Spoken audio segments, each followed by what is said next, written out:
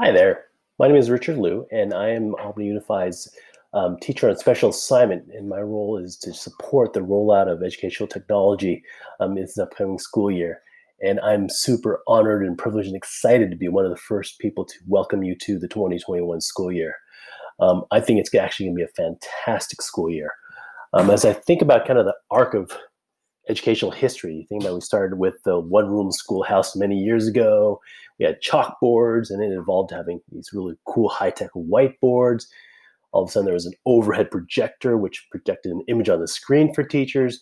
And then we moved to LCD projectors, and now we're in this crazy world where there's virtual reality, and kind of the world is made smaller because we can bridge to people and ideas across the globe. And I think teachers have so many amazing tools at their disposal to teach with that I think it's really an exciting time in education. The purpose of this orientation is to kind of help you to navigate through the how-tos, the basic how-tos of getting through this year, as well as some best practices to help ensure your success in your learning. There's going to be a lot of information presented, but don't feel a need to take notes because this slideshow that you're seeing, as well as this video, will be made available to you very shortly. Okay, so here we go. The first thing I want to talk about is your learning space, your learning zone. It's really important to establish a space that has minimal distractions and is comfortable for you to be your regular learning station. Just establish that routine and procedure for yourself. Also have some school supplies nearby, have some water, maybe a few snacks. Since there will be a fair amount of sitting and being in front of a screen, it's also important that you really create opportunities to make yourself get up and stretch, go outside, take a walk, move around, dance around the house, just to get your blood flowing again so you're not stuck in the seated position for a long time. And I think the most important thing is to really each day to get your mind, your heart, your body, and your attitude ready for awesome learning. Once you get in that space, it's going to facilitate your doing really, really well this year. In this next section, I'm going to talk about the calendar, which is going to be an important jumping off point for you to get into your schedule and your classes each day. And so instead of talking through these slides, I'm going to walk you through how to actually do it. You're going to start off by going to calendar.google.com. So open up a browser and go there. It's then at that point going to ask you to sign in, and you're going to sign in with your Albany Unified School District account. And put in your username and password, and it's going to take you to a calendar.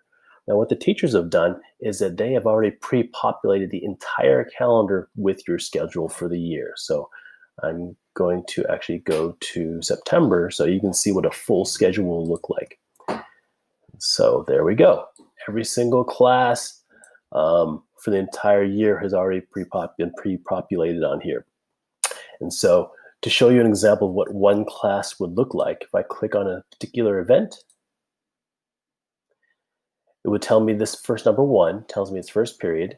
English tells me the subject of the class. And then Miss Take here is my teacher. To join the class, I would simply click the Zoom link. I don't have to enter any user IDs or passwords. It'll take me straight to the Zoom meeting.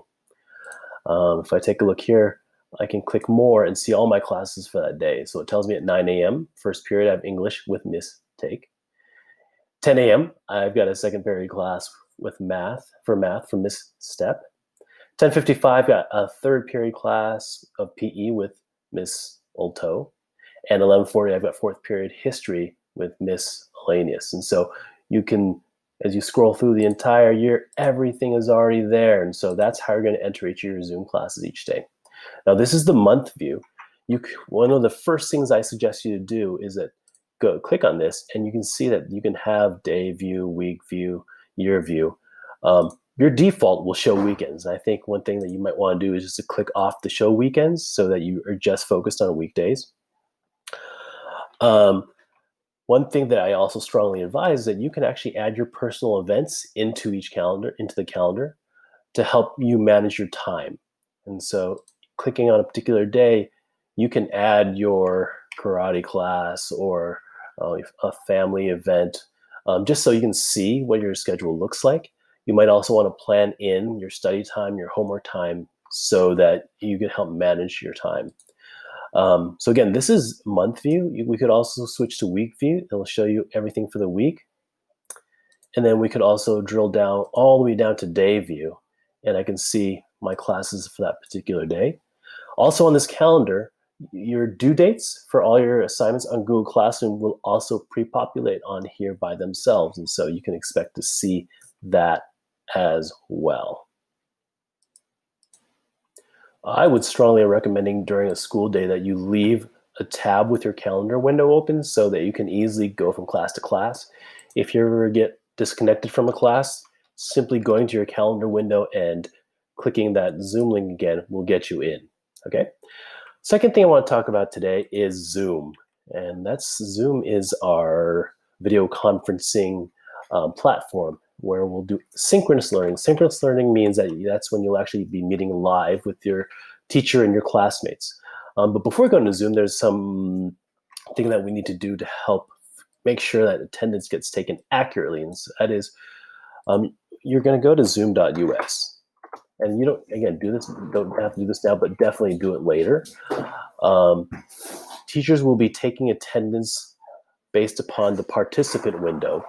And in participant window, the default is that your name shows up as first name and then last name. However, on the attendance roster, it's organized by last name. So what you're going to do is you're actually going to flip-flop those so the teacher can effectively and efficiently get the attendance in and resume teaching. So when you go to zoom.us, you're going to click sign in. And once you're there, don't fill in your email address and password. You're going to scroll down here and click on sign in with Google, and you're going to log in with your AUSD account. Once you're there, on the left-hand side, there's a series of menus. You're going to click on profile. It's going to bring up your name. Right now, my name is Richard Liu. I'm going to actually edit that. So I'm going to click edit. And I'm just going to switch first and last name. I'm going to put Liu as my first name, even though it's my last name. I'm going to put Richard as my last name so that it'll be very easy for the teacher to actually get the attendance in and making sure it's correct.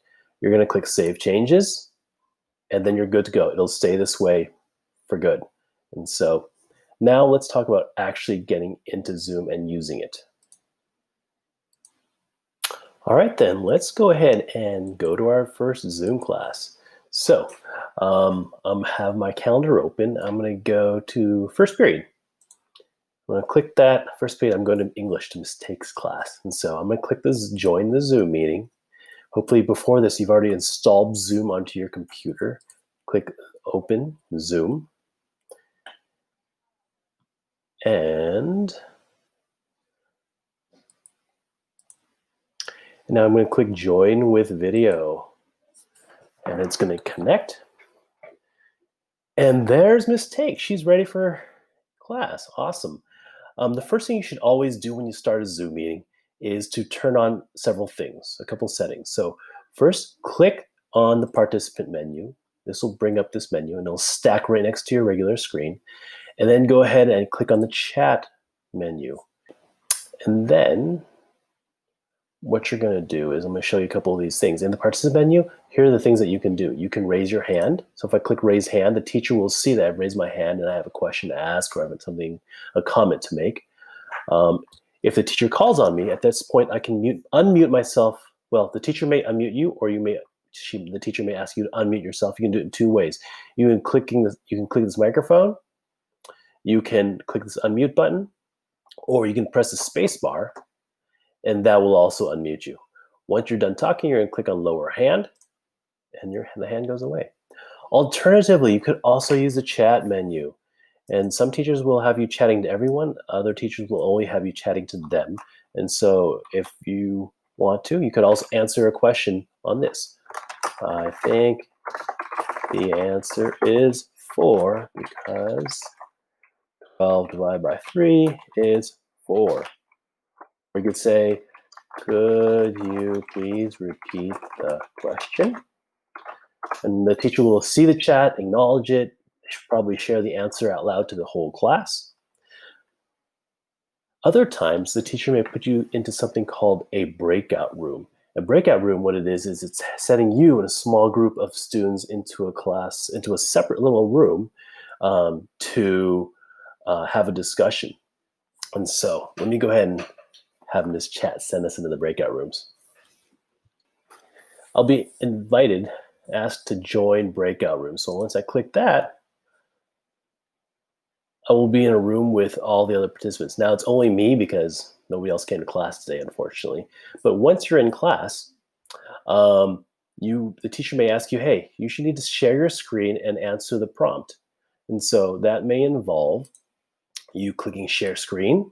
Now, normally you won't be able to share screen, but in this situation, in breakout room, sometimes you'll be asked to share screen and you will be able to. And so you click on this and let's say in this particular case, each group has gone to a breakout room. I'm in breakout room number 1, so I'm gonna go to slide number 1. The teacher said, respond to this prompt. So there might be 3 people in your room and the teacher will ask one of you to be the one who shares the screen and all of you can work on this together. So the teacher in this case is asking us to respond to the prompt. We should have youth sport. And so I'm gonna click in here and type in our idea on why we should or should not have youth sports. Once you're done with that, you would, once the teacher is done with the breakout room, you could click stop share, and then you can go back to the room. You could also ask for help. Click on this button, and the teacher will come join your room. Okay, so let's say that meeting is over. I'm going to click leave the room, leave the breakout room, and I'm going to rejoin the teacher in the main session. A couple of other thoughts about Zoom before we leave is that if you accidentally leave the Zoom session, if you accidentally get kicked off, let's say you click leave and you didn't mean to, the way to get back in is just go back to your calendar. That's why I advise leaving a calendar open so that if you do accidentally get disconnected, you can quickly go back to the room. So I'm going to go ahead and leave the meeting now, and let's move into our next topic. So I do just want to confirm that everything that I've been talking about is on this slide presentation. So you have to feel frantic about missing stuff because it's all available to you. So I've just talked through it all. I've given visuals. This is kind of like an instruction manual for you to review after the session. Our last topic today is going to be Google Classroom. And so let's go ahead and go back to our window. And what you're going to do, there's 2 ways of reaching Google Classroom. One way is just by going to a window and typing in classroom. Let's let you see what's going on here. Classroom.google.com. And if you haven't already signed in, it will also ask you to sign in at that point. The second thing you can do is from the calendar window, this is what I'm going to refer to as a waffle. You can click on the waffle, it'll have all these icons. You're going to just define the classroom one. It might not be in the same place as mine because you can move these icons around in your waffle. So go to your classroom. In the classroom, you can see these are all the classes that my teachers have invited me to. Anything that you have not joined yet, they'll have this blue join button that you can click and then you'll be part of the class. So I'm going to go ahead and go to this one called 7th grade underwater basket weaving. Now, some teachers will have a website in addition to Google Classroom. The function of Google Classroom is twofold. One is to potentially make announcements on, and the second one is to assign classwork. Your teacher, if they want you to refer to a website, they'll give you a regular schedule of when to refer to things. But as far as here, we have a stream, which is where the announcements are posted. And so you can just click on to see what's going on. In this middle tab, there is the classwork tab, which has all your assignments along with their due dates. All assignments, all homework assignments that you're assigned on a given class on a given day will always be posted by 12:30, right at the end of lunch. The only difference to that, so homework is typically posted by 12:30 on day of class. On Friday, where you'll have community building in the morning and the rest of the day is for asynchronous learning, that means apart from your teacher, those assignments will be posted by 10 a.m. But let me show you how an assignment works. So this one, let me just click it and see what happens. It says, write a song about your favorite type of basket. Oh, let me click on view. All I did was expand it. I'm now going to click on view assignment to show the rest of it. I have a due date here. And incidentally, all the assignments here, their due dates will be posted on Google Classroom as well. So if I go back, on Google Calendar. If I go back to, this one says that the due date is September 2nd. If I go here, I see this black thing that tells me that this is a due date. And here's also a due date. This bottom one associated with the time tells you that that's a specific time it's due. This one on top, the teacher didn't put a due date, so it's just due on this day. So it automatically does that for you, so I don't have to worry about that. So sometimes when you make an assignment, you might need to attach a file onto it. It could be a slide, it could be a doc. Sometimes the teacher has already pre-put a slide or a doc for you to enter your information into. There's two types of assignments. There's one where each student will get their own copy. So let's say you're being asked to write an essay, you would just write your essay on that doc. Sometimes it might be a group or a class project where you're given a slide that you're each supposed to do one part of.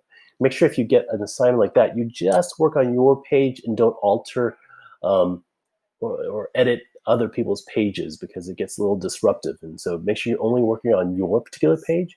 If you're not sure which page is yours, you should consult your teacher. When you're finished with the assignment, you click this button that says Mark as done, and then it will go to the teacher as being finished.